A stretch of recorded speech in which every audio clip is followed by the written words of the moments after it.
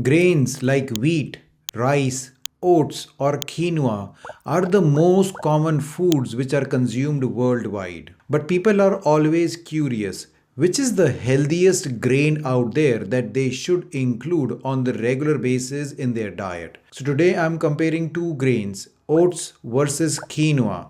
Which is the better grain that is going to give you the maximum health benefits? And more importantly, I'm going to share with you how to exactly cook them so that they give you the maximum health benefit and when to consume them in your daily routine. So stay till the end because you want to know exactly how to use these grains so that you can improve your health today. Hi, I'm Dr. Anshul Gupta, a former Cleveland Clinic functional medicine physician from US.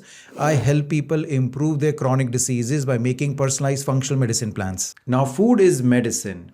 But if we eat the wrong foods, then it can destroy our body and can lead to inflammation in our system. So it is very important to include foods which research shows are anti-inflammatory and have the highest health benefits for your body. Now this is where complex carbohydrates can be very useful in improving your health. The most common grain consumed world over is wheat, but we are seeing that more and more people are becoming sensitive to wheat, specifically the gluten part of it, and that most people inflammation levels increases when they actually consume gluten. So I am always looking for gluten-free grain options, and two of the grains, oats and quinoa, have consistently come up as one of the most healthiest grains that people should consume.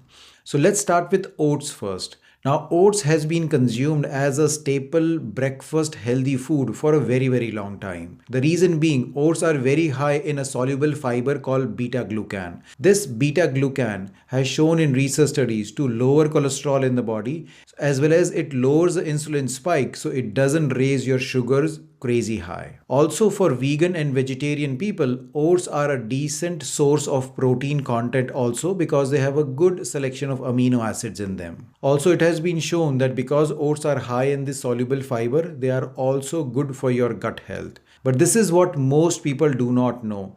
This nutrition data is based on if you are consuming steel cut oats.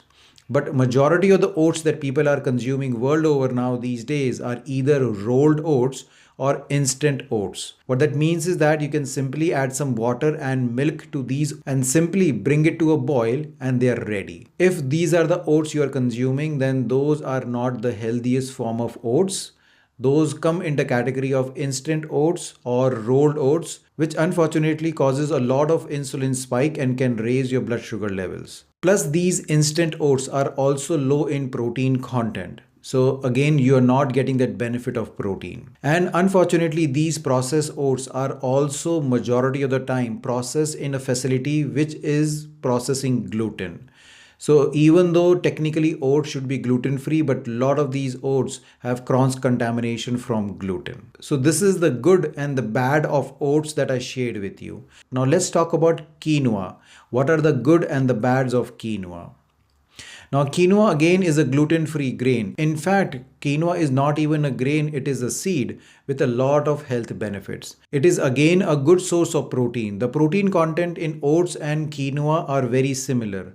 But the advantage of protein content in quinoa is that it is a complete source of protein. That means it has all the 9 essential amino acids. The second difference in quinoa is that it is also low in glycemic index. That means again you will see less insulin spike. So again that means that your sugar is not going to rise very high, which is really good for people who are looking for weight loss issues. Quinoa is also high in several antioxidant compounds like quercetin and also camphorol. Both of these antioxidant compounds help in reducing inflammation in the body. And the last benefit of quinoa is that it is high in several vitamins and minerals, specifically magnesium, folate, and zinc, which has several health benefits specifically for your hormones, including your thyroid gland. So these are all the good benefits of quinoa. But yes, there are some downsides of quinoa too. Because it is so high in fiber and protein, some people can have sensitivity in their gut to quinoa. What that means is that once they consume quinoa, they might feel more gas, bloating, or stomach discomfort. And the other issue with quinoa is that It takes longer to cook and you have to prepare quinoa in the right way. Then only it helps your body in becoming healthy. As you see, after comparing both oats and quinoa, both of them have some good and bad in them. So let me break it down for you which grain is the best for your condition. So if you are that person who have a lot of inflammation, if you have hormonal dysfunctions like thyroid problems, if you have autoimmune conditions, or you're trying to lose weight, then quinoa hands down is a better grain for you because it is high in antioxidants that reduces inflammation, plus low in glycemic index, stabilizes your sugar, so you are able to lose weight. But if you are that person that you are short on time and you do not have enough time to cook the quinoa properly, then oats are a second better choice for you. Just make sure you are getting steel cut oats because those are the most healthiest version of things. Alternatively, what you can do is that you can use both the grains but not together. You can split them during the day. Typically, a lot of people will like to have oatmeal during their morning breakfast, which is completely fine. Use steel cut oats and then you add some good fats like some nuts and seeds like flax seeds, pumpkin seeds, sunflower seeds, or even almonds or walnuts into them, and then add some dairy-free milk. Specifically, good ones are coconut milk or almond milk, and then you can throw in some berries like blueberries or blackberries or strawberries into it. So this can be a perfect way of starting your mornings and getting the benefit of oatmeal. And then either for your lunch or dinner, choose quinoa as the grain of your choice. Okay, now let me share with you exactly how to prepare quinoa. So whenever you're preparing quinoa, you have to soak it for at least 6 to 8 hours. Soaking quinoa is important because it reduces the lectin content of quinoa, and these lectins are the ones which makes the quinoa more sensitive to your gut. So by reducing these lectins, you'll be able to tolerate quinoa better.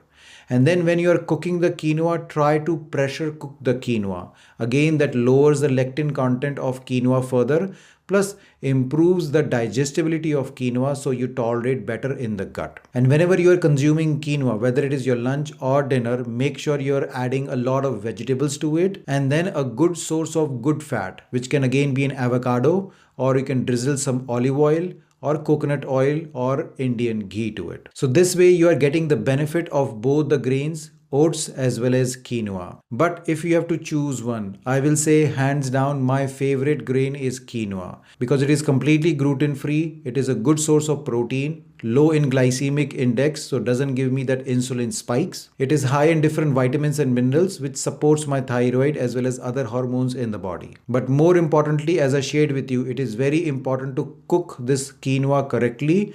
Then only it becomes the superfood, otherwise it can actually harm your body. So now you know I compared two healthy grains, oats and quinoa for you today and broke down for you their health benefits as well as the downsides of both the grains. Let me know in the comment section after listening to this video which grain are you going to start using from tomorrow itself. I hope you like this video. If you do, please like and subscribe to my channel as well as share this video with others who can benefit from this information.